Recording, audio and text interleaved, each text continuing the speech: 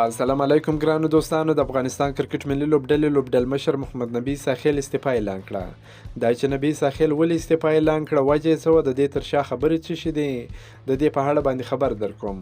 ویډیو تر اخره راسره وګورئ. که په دې چینل کې نوی یاست چینل هم درسره سبسکرایب کړئ. دا چې افغانستان په شلاوريزه نړیوال جام کې هیڅ لوبه ونه ګټل، خپله پنځمه او وروستۍ لوبه یې هم نن د استرالیا پر وړاندې وبایلل. د لوبې له بایللو څو ساعته وروسته محمد نبي ساحل د خپل استعفا اعلان پر خپله رسمي فیسبوک پاڼه اعلان کړی دی. نبي لیکلي دي: درنو هیوادوالو او د کرکټ مینوالو سلامونه او نیکې هیلې. زموږ لپاره نړیوال جام پای ته ورسېدی. پوهیږم چې د ګرانو هیوادوالو او د کرکټ مینوالو له توقع سره سمه کارکردګي مو ونه کړه. ستاسو د ټولو په څیر زه او ټوله لوبډله هم خفه او غمجن یو. نبي لیکلي دي: زړه ته رانږدې هیوادوالو، دا د یادونې وړ بولم چې له تیر یو کال راهیسې د لوبډلې چمتووالی هغسې نه و سوی څه ډول چې په کار و.